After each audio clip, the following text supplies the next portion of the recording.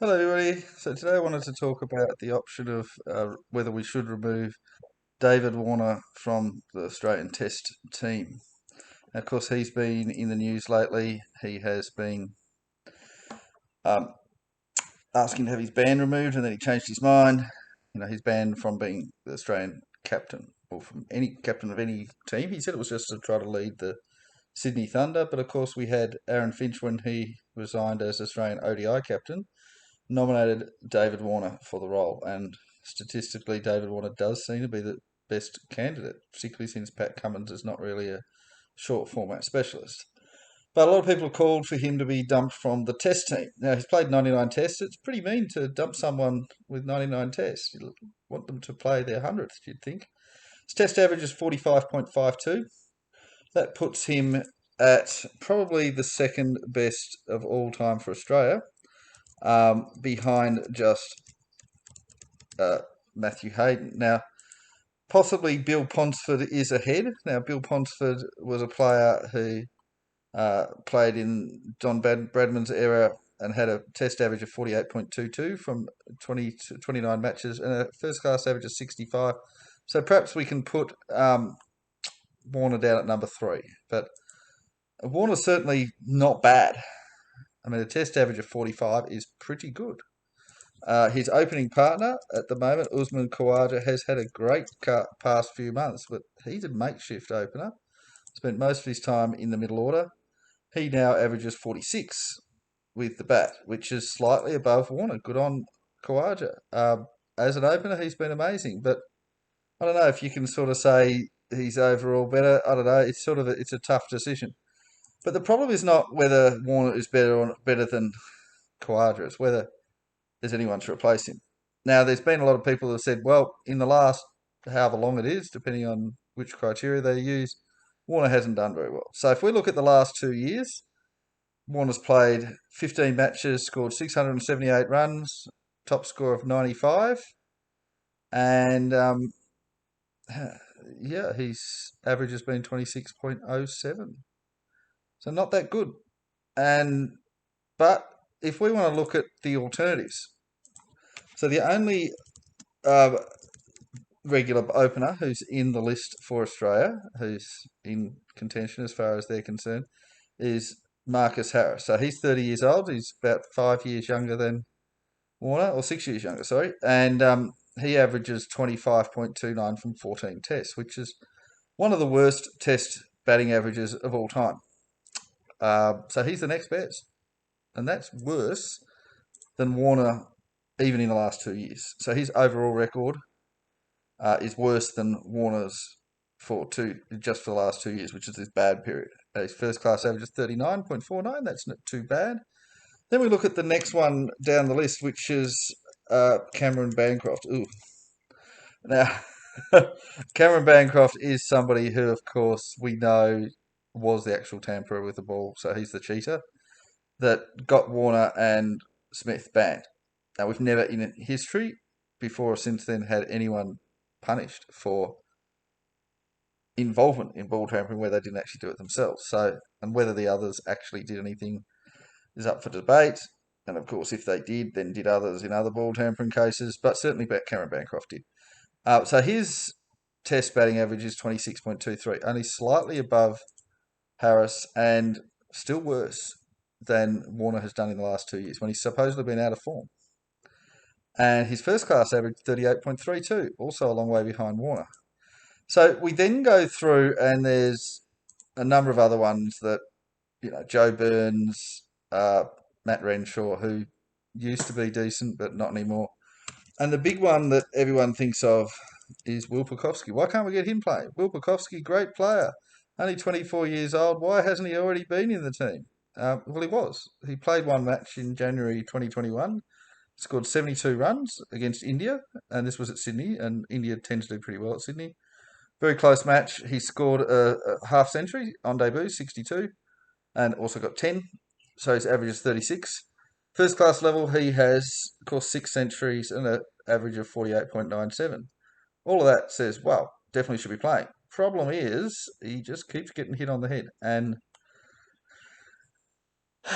I mean, what can we say about someone that gets concussed a lot, we can say, well, it's very risky to play him and he might even die. And you don't want someone to die just for the sake of cricket. So I'm going to actually head for a bit of a left field pick. And the one that I would pick would be Aaron Hardy. Now, he's born in England, in the United Kingdom, in a place called Bournemouth. So his first class batting average is 44.57, which is better than all the others. Now, he's not normally an opener, normally bats about number 6. Plays for Western Australia, same team as Cameron Green, and he kind of almost replaces Cameron Green when Green was playing for Australia. And when Green was out injured, Hardy was playing. Green came back from injury, Hardy was on the sideline. But, his numbers suggest he should probably be playing Test cricket. Batting average of 44, bowling average of 30.8. Bowls reasonably regularly. He's a fast bowling all-rounder. Sounds a lot like Cameron Green, doesn't it? Now, the problem is, of course, do you want to have 2 fast bowling all-rounders in the same side? And you might say, well, no, that's a bad balance issue. But South Africa used to do it all the time. South Africa used to do 3 or 4 all-rounders in the same team. England at the moment have a team of all-rounders at Test level, and it works out fine. They just have everyone can bat a bit, everyone can bowl a bit. It's particularly effective in, of course, T20s and reasonably effective in ODIs, but even at Test level, if they're good enough, it can be fine. And I can certainly imagine Aaron Hardy playing. So, of course, if Aaron Hardy played as a batsman, he'd have to open. You'd have to say, all right, makeshift opener. If you want to play Hardy, you're playing as an opener. That's the only vacancy we have. So, and that can work. I mean, another non-opener who ended up opening for Australia was Shane Watson. Shane Watson used to bat at 4, 5, 6, and he was made to open because that was the only spot left. He did okay. Justin Langer, of course, he wasn't an all-rounder, but he was normally a number 3, had to open, made it his own. David Boone, a lot of people don't know this, he was actually a number 3, number 4, and he was made to open in order to make his Test debut. So it can work, doesn't always work, but it can work. And I would think if we had to replace Warner, we've got a 23-year-old all-rounder with an amazing first-class batting average of 44, put him in there.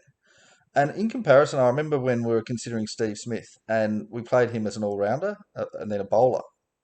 I actually had suggested him to be, a batsman, but I thought he could bowl, a batsman who bowled a bit. And of course, he gave up on the bowling later on and now is quite a good batsman. And, that could happen with Hardy. He could focus on batting, not worry so much about the bowling and be fine. Steve Waugh used to be an all-rounder and then he ended up just being a batsman. He very rarely bowled towards the end of his career. So there is that scope that if you focused a bit more on his batting, and he's already got 2 first-class centuries, top score 174 not out. He's a bit inexperienced, and his domestic list A and T20 records are nowhere near as good. It could be that he's not that good, but it's probably worth a try. If we had to suddenly play another, opener, and it was a sudden thing, Aaron Hardy might be a suggestion. Certainly, I wouldn't completely give up on Will Pucovski. There may be a way, and if the medical team are happy to put him in the team safely, but it's going to be risky, and I can't think of anyone else. Unless you're going to do something like move Labuschagne into open, put Hardy in the middle order, something like that. The other thing is, if Hardy ends up being a proper bowler, and if Green becomes a proper bowler, because I don't think Green's quite a proper bowler yet, we could potentially go in for some matches with just 3 specialist bowlers and have those 2, have Hardy and Green as your other 2 options. It could mean that you could play a few more spinners on spinning decks and so forth. You'd have a bit more flexibility. Now, doesn't mean that he has to bowl every match. I mean, Travis Head is a bowler too. Well, he can bowl, so he doesn't always. So, I don't think it's a problem. But look, first-class batting average of 44 in Australia's current domestic situation is pretty good. And so he's the one that I would probably be pushing, still with an eye on Will Pucovski. I can't really think of anyone else. I wouldn't want to go to Bancroft. I think Harris is risky. Renshaw is another option. And, I know there was not that long ago that we were all very exciting about Matthew Renshaw. he's only, what, 26 years old. And yeah, I mean, he's England born as well. First class average is not looking as good anymore, 37.94. He actually wasn't that bad in tests. He got a century, 184, batting average of 33.47. He was dumped in favour of Cameron Bancroft, and that kind of started the rot. I actually would have, and I wrote at the time, we should have stuck with Renshaw. We should never have gone to Bancroft. Renshaw wasn't quite, stuffing up enough to be dumped.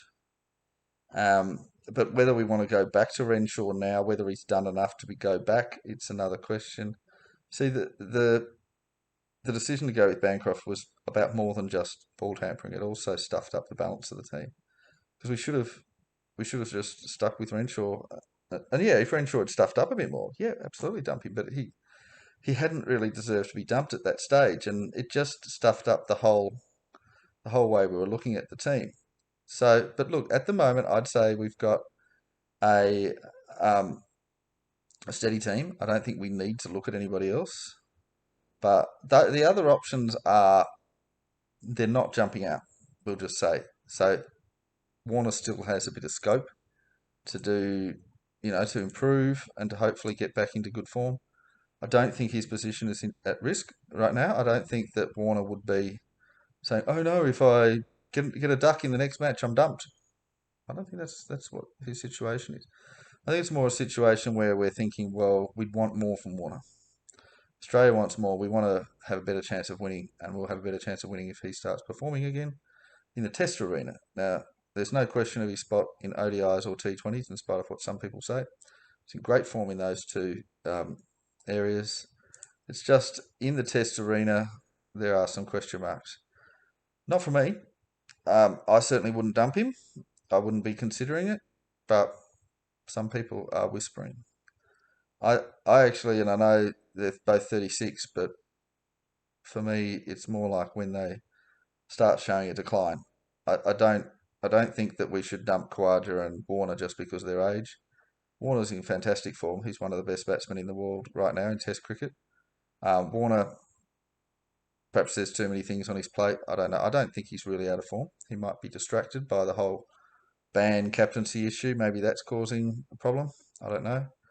But even if you go back a year further, he was in pretty good form in Tests. And I think, you know, I mean, you face good bowling, you get out to good deliveries, you're on difficult pitches. I mean, Brisbane pitch, nobody got any runs whatsoever Head and was it I don't know how to say his name, but the South African wicket keeper. They were the only two that got any runs. So I don't think there's any shame in failing in that match. But we certainly want more from Warner. I don't think Warner's in any suggestion for the Test captaincy. I don't think that'll happen. Pat Cummins is comfortable with being Test captain. He's very young. He's got a long career ahead of him. Steve Smith is the current vice captain. I think he would be the next in line. Um, I don't think David Warner is at that category where he's the next in line. Steve Smith is probably the second best batsman ever to play for Australia after Don Bradman. Maybe there's some other names like Bill Bonfman I just said before, but he'd certainly be a very strong contender of making an all-time Australian 11, if not an all-time world 11. So he's someone, and he's got captaincy credentials. But Warner is a good candidate for certainly the ODI captaincy, and that would be where the captaincy ban would come in. I think we need to have a good captain for one-day international cricket, and Finch is still leading the T20 team. That's great, but when he decides to resign, which probably is not that far away, I think Warner would be a good replacement. And I don't think that we should say, "Oh, Warner's 36, we shouldn't be giving him a captaincy." I think it's more Warner's doing well. We should give him the captaincy. And the only real alternative to Warner for the T20 captaincy is Glenn Maxwell. I don't see anyone else as having captaincy credentials. And in the ODI team, it's probably Warner or Head. Um, and that's pretty much it. I suppose you could go with Smith. You wouldn't go with Smith in T20s. It's not good enough.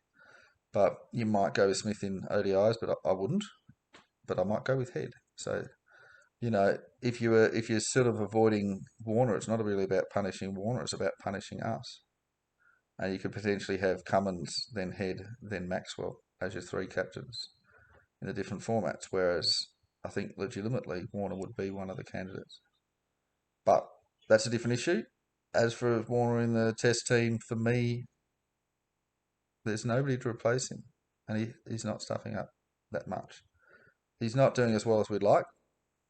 His results have not been ideal, but I think there's a way to go before we have to worry about him too much.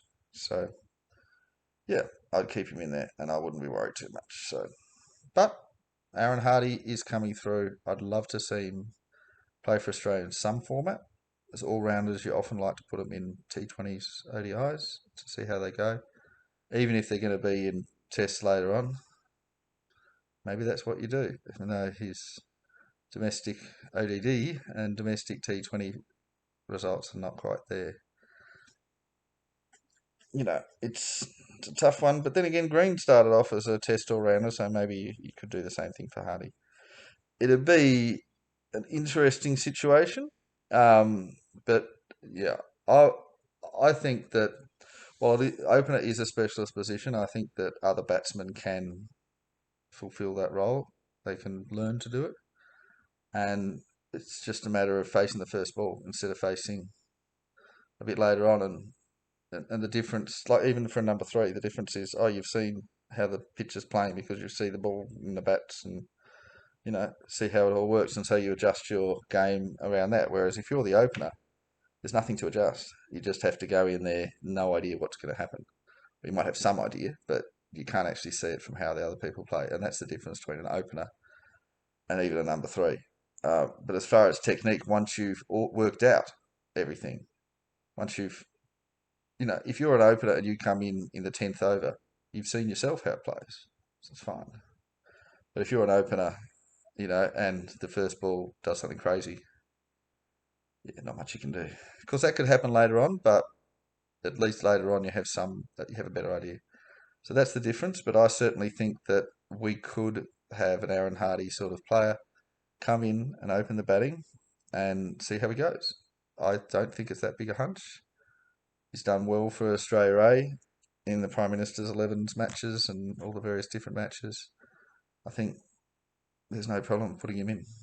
I think right now there's no problem. If we were going to dump Warner, but I don't think we should dump Warner. But that's who I'd play. As for Will Pucovski, yeah, I think that has to be with the Doctors. I'd probably put Pucovski ahead of Hardy if we can do it safely. If we have anyone else, it's a stopgap. It's just to warm the seat for someone better to come along. Marcus Harris, maybe to England. I don't know. I think he's proven that he's not really test level. I do like the guy, but I just don't see much future there. It's a tough one. Yeah. That's it for me. Bye bye now.